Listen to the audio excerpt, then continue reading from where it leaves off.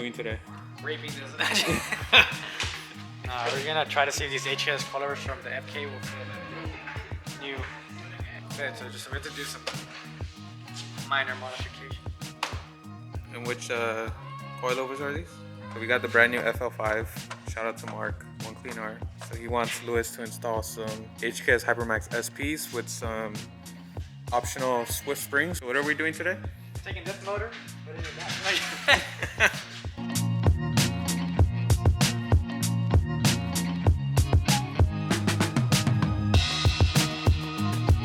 Hey Mark, is it confirmed that the coilovers fit on the FL5 or? We're about to right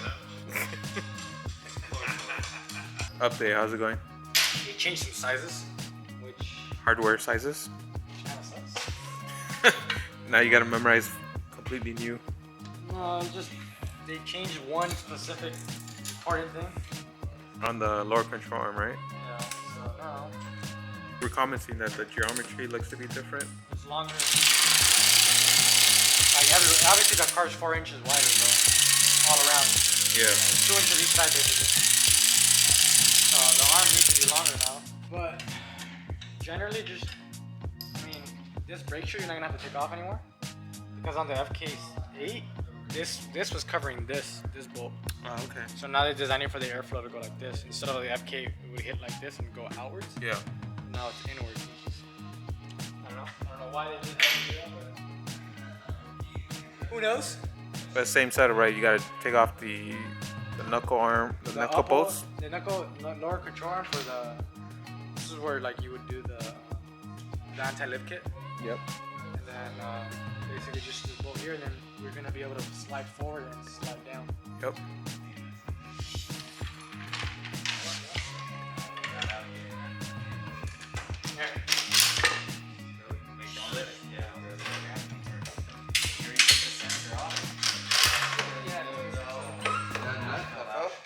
Yeah, it fell to the ground.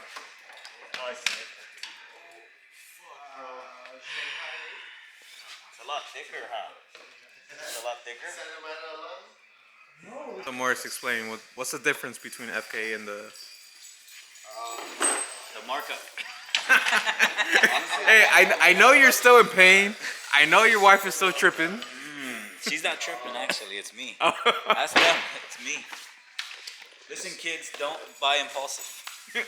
Don't buy impulsive. Don't buy impulsive. It looks like just the bottom end of the strut is just like probably double the size again.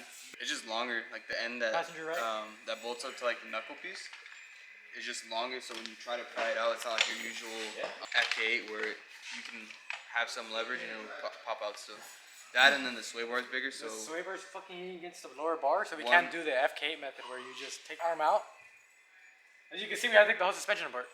Yeah. I'm looking at it right now.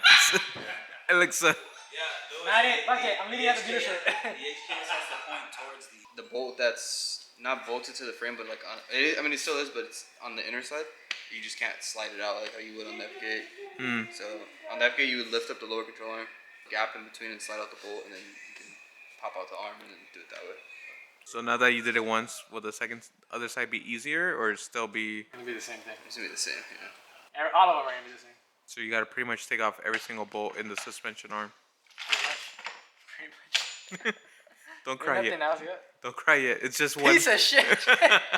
Best friend. First of all, your best friend to take off the front shocks With everything is penetration, torque penetration. Yeah, you need to really make sure you penetrate. That's the first thing. Second thing is you gotta take off every single bolt in the suspension. Knuckle, lower control arm, end links, brackets, anything. Another thing that we noticed with the lower control arm is instead of using a 19 millimeter, 22 millimeter to take off the lower control arm on the front side. What? What you say, boy? I was just talking about a new club that we're both in. We're in. So putting it back in is easy? Alright, catch you guys on Monday. Good weekend. Good R&D here. So quick update, we put back the shock in.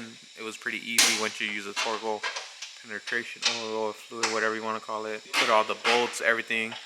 But the only problem is, you see the sway bar here. So you got to put the sway bar on this side and the other side pretty much around the same time. Lewis can probably explain it better. Okay, so you still have to do the FK method, so you can't take out the bolts, and you still have to disassemble the entire knuckle, and you have to do both sides at the same time. Oh man. So you're saying before you tighten anything on this side? You have to do that side. Compared to the FK8, you can just remove both end links and then work with one side, because the sway You bar could treat them like independent suspension. But with the FL5 you this shit can't. is tight, dude. Super tight. Yeah, you look stressed out, man. Could tell by the hair. No, my hair's been like this all morning. I know, but I'm saying the hair makes sense right now. Damn. Don't buy an FL. Well, No, don't buy it. let's hope there's no clinking. No, it should be fine. $1 million of R&D, just we don't need that. Entire race program thrown out of the trash. The extra half a mil that they spend on R&D for this car. Yeah. I don't know why Honda just don't make adjustable coils by now. Come on. Yeah. Do it, Honda. You know we're gonna do this shit anyway. So our theory right now, we've been talking, is that they probably made everything stiff in this car To beat the last year? To beat the 'Cause last year. I heard a rumor that when they did the test, it didn't even come close. Yeah. When they did that, when they had that like that camel one, it didn't even come close to the FK8. That's probably all the extra weight's coming from all the suspension stuff. Yeah. As you can see here, he moved the sway bar. Well, give me a second. He moved the sway bar from the other side, and it's so stiff that it moves it from this side. So it's pretty much like installing like a really big I-box sway bar or something. You gotta pretty much put it on the same time. The FK8 specialist, the SI specialist. 2 hours, 30 minutes. Yeah, after I taught him everything.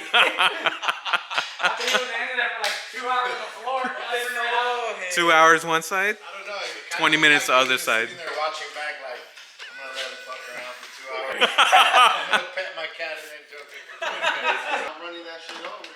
I'll be right behind it. Jim, so you can roll the whole thing in. Be the correct height. Okay. You get me? Yeah, so you just have to add a washer. Yeah. Okay. Nothing too bad, right? Yeah. Does this look different too? It does This because whole thing looks different. if you look at it, I don't know. It has to be wider out, dude.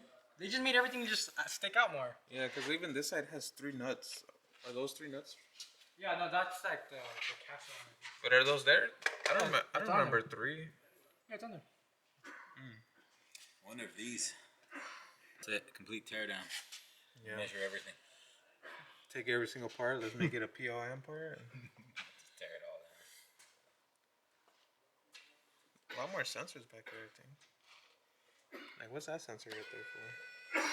Which one? One on the that camera? one right there. This one? Yeah. Who knows? I'm all Rudy. Looking at the backside, how different is it from the FK8? Pretty much similar.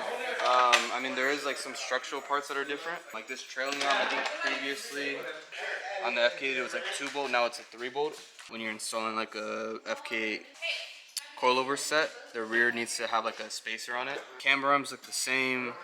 Cancellation kit still plugs in. The brake lines do look maybe different. We gotta measure them and see. They look a little bit longer. Is it due to the 2 inches that it's wider?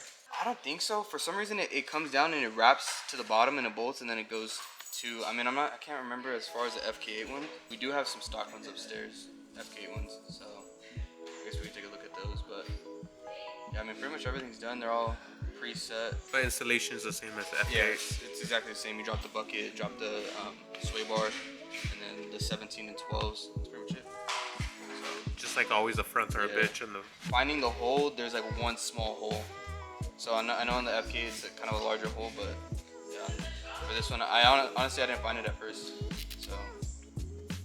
So on the other side, you already put it on the inside? Yeah, they're both installed already. plugged Oh, in. okay. Yeah, so Appreciate the information. Anything else you want to say about the FL5 spring install, coilover install?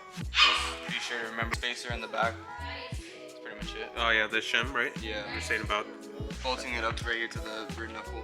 So, but other than that, it's exactly the same. Is there anything else you want to say, Luis? I gotta have some fun. You guys are gonna have some fun. I'm not. My wife is pissed off that I'm not home. Yeah. So if you guys plan to, I'll take the blame. oh, it's about a 4-hour job.